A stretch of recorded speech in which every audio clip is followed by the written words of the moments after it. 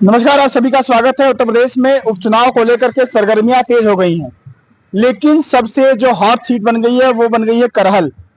करहल अखिलेश यादव जब सांसद बनते हैं समाजवादी पार्टी के मुखिया, तो वो सीट खाली होती है। वहां से तेज प्रताप यादव को टिकट दिया जाता है। वहीं बीजेपी ने बड़ा दांव खेला है। बीजेपी ने धर्मेंद्र यादव के बहनोई अनुजेश प्रताप यादव को टिकट दे दिया है। अब एक तरफ रिश्तेदार फूफा लगते हैं रिश्ते में तेज प्रताप यादव को, और ये भतीजे आमने सामने। करहल की लड़ाई, यादव वोट बैंक बटेगा, रिश्तेदारी कौन किसकी तरफ जाएगा, वहां की जनता क्या सोचती है, इन्हीं सब मुद्दों पर बातचीत करने के लिए मेरे साथ समाजवादी पार्टी छात्र सभा के प्रदेश सचिव अक्षय यादव मौजूद हैं। बात करते हैं इनसे, समझते हैं कि करहल की लड़ाई में ये कैसे देखते हैं कि और बीजेपी की इसके पीछे क्या चाल हो सकती है। बहुत शुक्रिया आपका। जो करहल सीट है, अभी जैसा कि आपने कहा कि ये रिश्तेदारों को बीजेपी लाके उतार दी, रणनीति खेल रही है, लेकिन मैं पूरे दावे के साथ ये कह सकता हूं कि बीजेपी की ये रणनीति फेल होगी।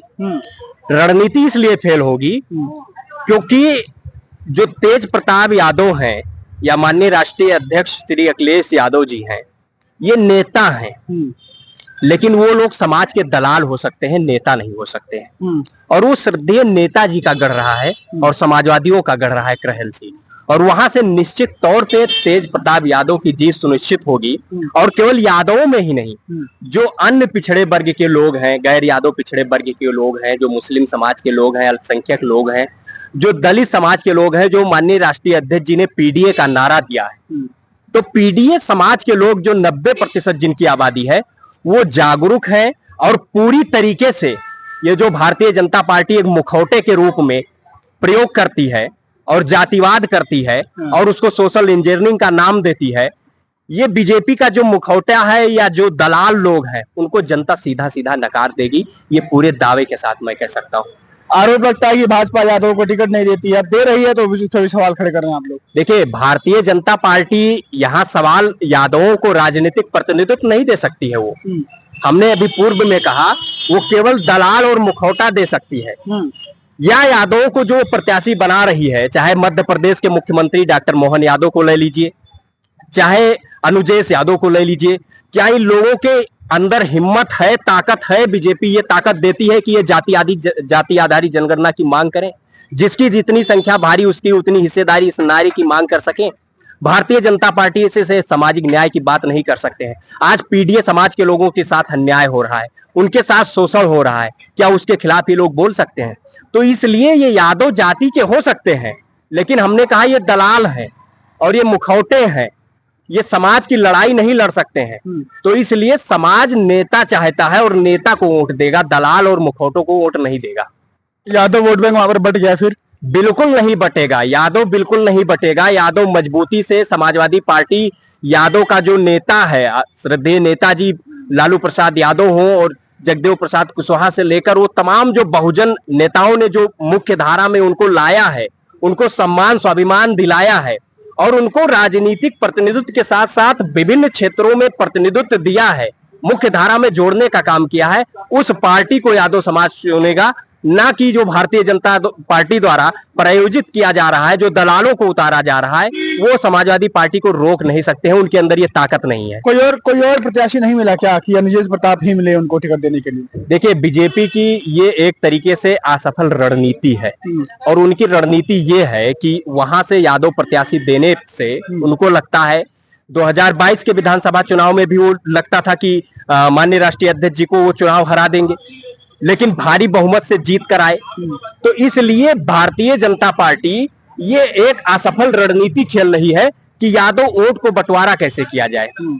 लेकिन यादव समाज पूरी तरीके से ये समझ चुका है कि भारतीय जनता पार्टी जो बांटो और राज करो की नीति पर चल रही है, उस नीति को जनता समझती है और यादव वहां पूरी तरीके से समाजवादी पार्टी के साथ है। और वहीं पर नहीं, पूरे उत्तर प्रदेश में आप 9 की 9 लोकसभा विधानसभा की उप सीटों पर देख लीजिए, समाजवादी पार्टी ने किसको टिकट दिया?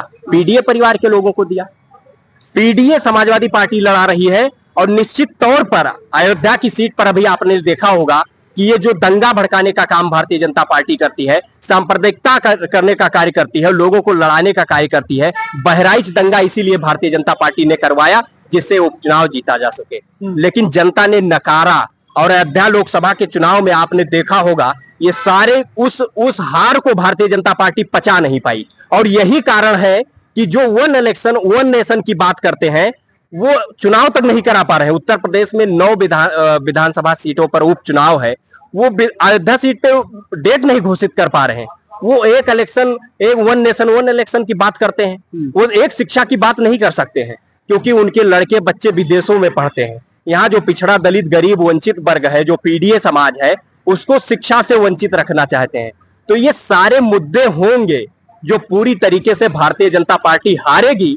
और ये जो सांप्रदायिक दंगे फैलाकर भारतीय जनता पार्टी चुनाव जीतना चाहती है, ये जनता समझ चुकी है। और जनता ये सवाल कर रही है कि रोजगार कहाँ है, किसानों की आय दोगुनी कहाँ है, और जो वादा किए थे वो घोषणा पत्र भारतीय जनता पार्टी का कहाँ है। अच्छा, एक बात बताइए, मान लीजिए 9 सीटों पर चुनाव हो रहा है, इन 9 सीटों से ना बीजेपी की सरकार गिर सकती है ना समाजवादी पार्टी की सरकार बन सकती है। तो वहां की जनता एक बार को ये नहीं सोच सकती है कि हमारा अगर विधायक जीतेगा, बीजेपी वाला जीतेगा, तो थोड़ा विकास ज्यादा हो जाएगा, सरकार में सत्ता में रहेगी हमारी विधानसभा, काम ज्यादा हो जाएगा, ऐसा कुछ सोच सकती है जनता? देखिए, पहली बात ये उपचुनाव जो 27 का चुनाव होने जा रहा है उसके लिए एक मैसेज होगा। सरकार तो नहीं गिरेगी या बनेगी, लेकिन उसके लिए एक प्रभावशाली मैसेज होगा। और भारतीय जनता पार्टी 9 के 9 उपचुनाव हारने जा रही है। दूसरी बात आपने जो कहा कि एक बार जनता स्वीकार कर ले, जनता ने मध्य प्रदेश में देखा ना, डॉक्टर मोहन यादव को अभी हमने इस बात को पूर्व में जिक्र किया कि वो कौन सा विकास कर देंगे, उनकी स्ट्रेटजी क्या है, आगे की रणनीति क्या है, उसको बताना चाहिए। मुझे लगता है पीडीए की लड़ाई जो पिछड़े दलितों और अल्पसंख्यकों की लड़ाई है, भारतीय जनता पार्टी ने जिस तरीके से यादव समाज के ऊपर अत्याचार करने का काम किया है, यादवों का फर्जी इनकाउंटर करवाने का काम किया है, मुसलमानों का फर्जी इनकाउंटर करवाने का काम किया है, क्या उसका जवाब अनुजेश यादव भारतीय जनता पार्टी दे सकती है? इसलिए ये समाज बाखूबी इनके झांसे में नहीं आने वाला है, समझ रहा है कि ये केवल मुखौटा और दराल दे सकते हैं, नेता नहीं दे सकते हैं भारतीय जनता पार्टी के लोग। पूरी टीम लग गई है, योगी जी को कहीं ना कहीं सीटें तमाम जीतने की जिम्मेदारी बढ़ गई है योगी जी की। कि 9 में से 9 नहीं जीतेंगे तो किरकिरी ज्यादा हो जाएगी, क्योंकि लोकसभा हार के आए हैं, बड़ा हार है यूपी में उनका। तो ये कैसे देखते हैं इसको? देखिए, मुख्यमंत्री योगी आदित्यनाथ की तो हमें लगता है बात ही करना उचित नहीं है, क्योंकि हमें मुख्यमंत्री के रूप में नहीं दिखते हैं। वो एक दंगाई पृष्ठभूमि से आए हुए व्यक्ति हैं और जिनके राज्य में लगातार बहराइच से लेकर तमाम दंगे हो रहे हैं, सांप्रदायिक दंगे हो रहे हैं। दूसरी बात, जहां चुनाव की बात है, लोकसभा चुनाव में देखा होगा आपने, भारतीय जनता पार्टी जिस तरीके से सांप्रदायिक रूट देने का काम कर रहे थे, कोशिश कर रहे थे, उसको उत्तर प्रदेश की जनता ने नकारा है।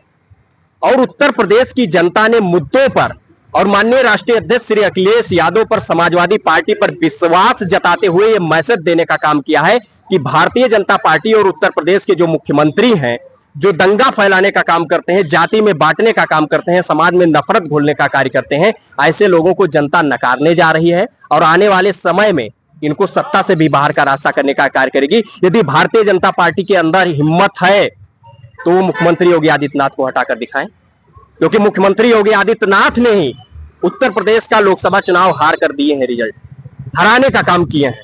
अगर उत्तर प्रदेश के मुख्यमंत्री को जिम्मेदार मानते हैं तो भारतीय जनता पार्टी को हटा देना चाहिए, क्यों नहीं हटा पा रहे? लेकिन भारतीय जनता पार्टी में समस्या यह है कि बीजेपी के नेता पार्टी को नहीं चला रहे, उसको आरएसएस चला रही है, जो राष्ट्रीय स्वयंसेवक संघ कहती है, जो कभी कई वर्षों तक तिरंगा नहीं फहराई, जो देश के संविधान को कई वर्षों तक नकारती रही। ऐसा जो सांप्रदायिक दंगा वाला पृष्ठभूमि वाला संगठन है, वो भारतीय जनता पार्टी को चला रहा हो, वो क्या बात करेंगे संविधान की और न्याय की? अभी बातचीत हुई थी कि कहा यह भी जा रहा था कि लोकसभा चुनाव में यूपी में बड़ी हार की वजह यह रही कि आरएसएस का और बीजेपी में बना नहीं। जेपी नड्डा का बयान भी आया था कि हमें किसी की जरूरत नहीं है, हम इतने मजबूत हो चुके हैं कि आरएसएस की जरूरत नहीं है।